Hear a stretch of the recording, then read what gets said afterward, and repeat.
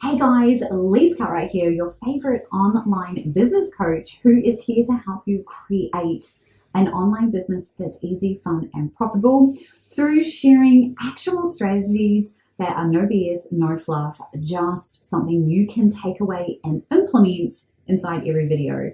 And today, I'm super excited to chat to you about discoverable content and how to ensure that when people land on your long form content, they are literally saying things to you like, oh my gosh, it's like you're in my head.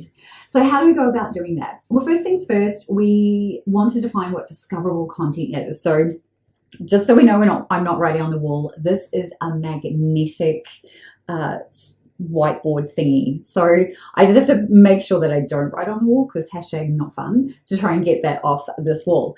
But first I want to define what discoverable content is. And discoverable content is content that you create with a very specific intention. And we can take it a step further and go, discoverable content is only content that you create that sells an offer. Now, it's not that this content is super salesy, but it is content that addresses one of these things. So I'm going to walk through these different phases, and this is how when someone lands on a blog post, listens to your podcast, or watches your video on YouTube, they literally sit there and go, I feel like you're in my head. Like, how do you know that this is a thing that I want to understand? So the first phase in creating discoverable content is very much about, am I solving a problem that my audience actually has? So phase one is problem. Do they have a problem that they are aware of? Now, often we know what the problem is, and it's often not the problem that they believe they have, but we have to meet them where they're at. So first things first, you want to identify the problem.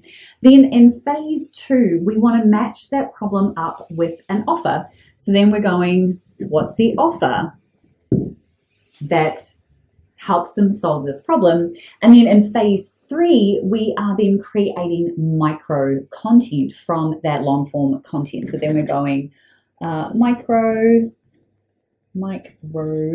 and I can't spell. Love that. So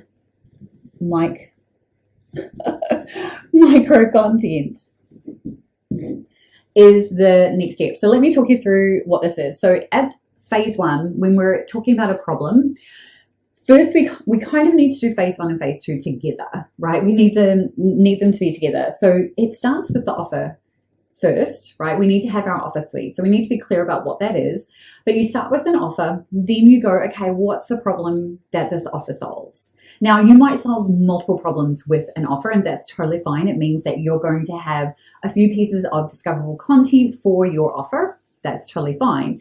But come up with the problem. And this is where you can use sites like Answer the Public, Quora. Those are a couple that I go to. So this might be answerthepublic.com, Quora.com.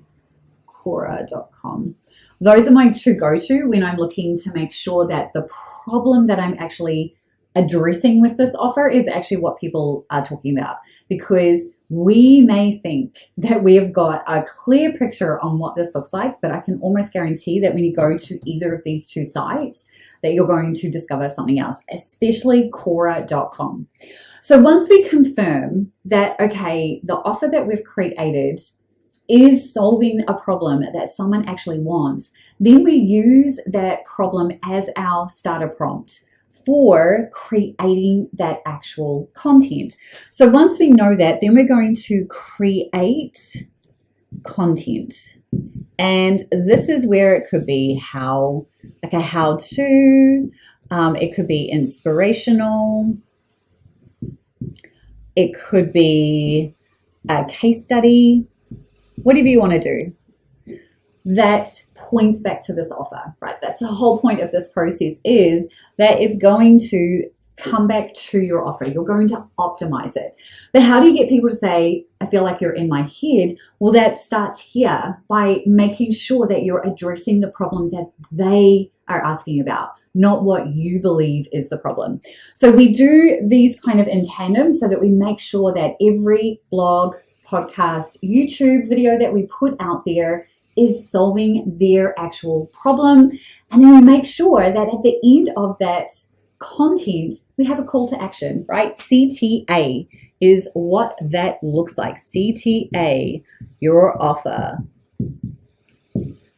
Apologies for my handwriting. So once you've done that, right, this is the thing that I do. And what this is not is you just creating content for the sake of creating content. You don't need thousands of blog posts. You don't need hundreds of podcast episodes. You also don't need hundreds of videos.